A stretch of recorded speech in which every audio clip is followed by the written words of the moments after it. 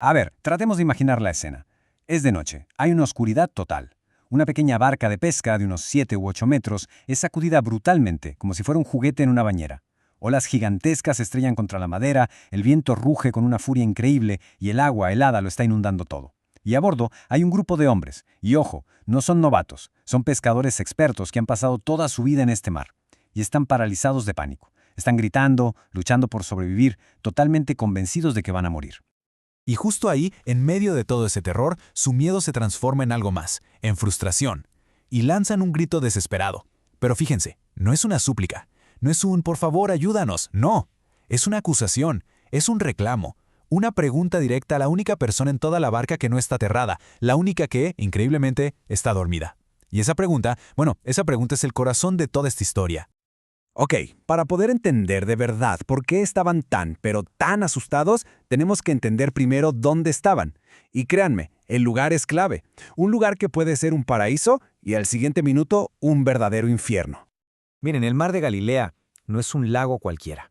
Es una especie de trampa geográfica perfecta para tormentas. Imaginen un tazón gigante rodeado de montañas. El aire frío de las colinas de alrededor, ¡pum!, cae de golpe, choca con el aire caliente y húmedo que está sobre el lago. Y el resultado es una explosión. Tormentas violentísimas que aparecen literalmente de la nada. Y por si quedaba alguna duda de la intensidad, aquí viene un dato súper interesante. Mateo, al escribir sobre esto, usa una palabra griega muy específica, seismos. ¿Le suena? Claro, de ahí viene sismo, terremoto. O sea, no estaba describiendo una simple lluvia con viento, ¿eh?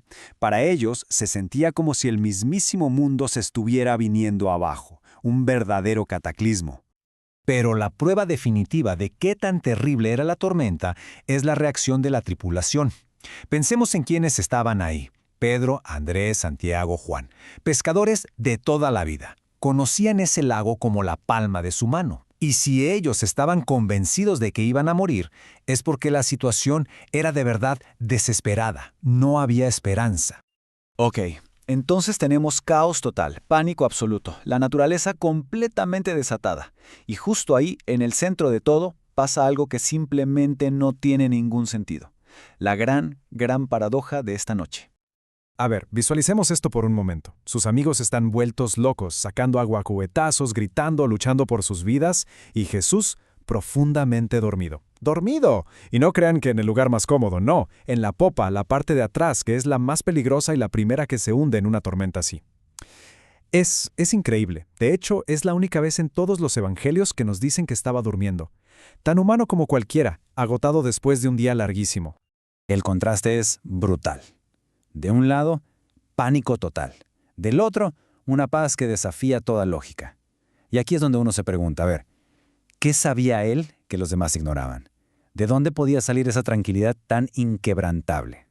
Y fíjense que esto de dormir en medio del peligro tiene un porqué en las Escrituras. El rey David, por ejemplo, habla de poder dormir en paz, rodeado de miles de enemigos. Así que el sueño de Jesús no era nada más cansancio, no, era una demostración, un acto de confianza absoluta en la protección de su Padre. Era en sí mismo un acto de fe. Pero claro, los discípulos, ellos no lo ven así, no pueden comprender esa calma. Su miedo se desborda y finalmente explotan. Y el grito es directo. Maestro, ¿que no te importa que nos estemos ahogando? Piénsenlo, es una de las preguntas más humanas y crudas de toda la Biblia. ¿Cuántas veces en medio de nuestros problemas, de nuestras tormentas, cuando parece que no hay respuesta, no hemos querido gritar algo muy parecido?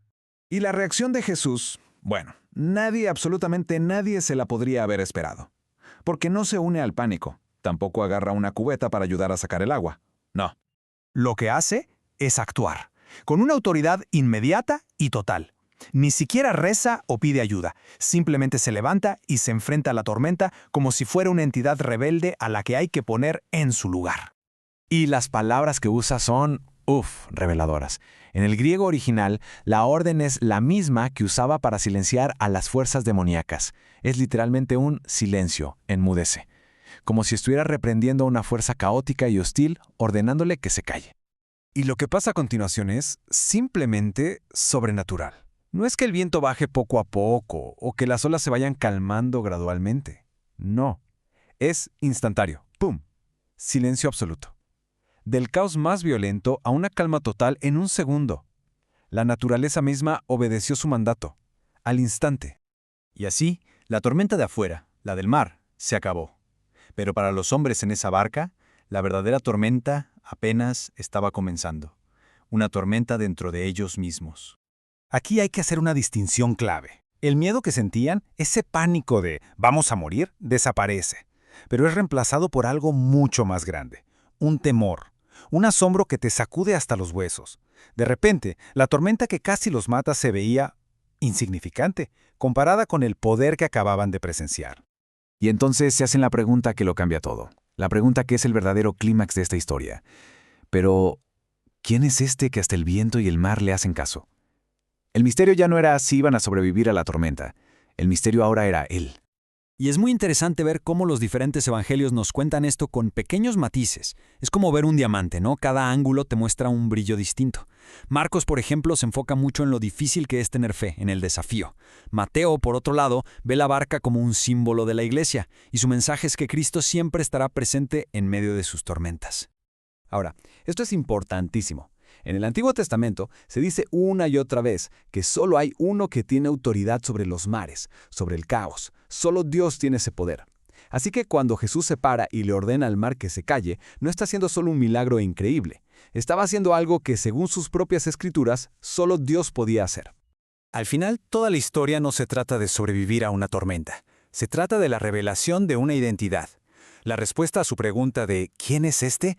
No vino con palabras ni con una explicación teológica. Vino con una demostración de poder que los dejó a todos sin aliento, revelando la verdadera naturaleza del hombre que dormía en la popa. Y todo eso nos deja con una reflexión final, ¿no? Esta historia nos obliga a mirar nuestras propias vidas, nuestras propias tormentas y ansiedades. Si esa misma presencia que calmó el mar de Galilea está con nosotros en medio de nuestras dificultades, ¿cómo debería eso transformar la forma en que enfrentamos el caos? ¿En qué o en quién está puesta realmente nuestra confianza cuando las olas empiezan a subir?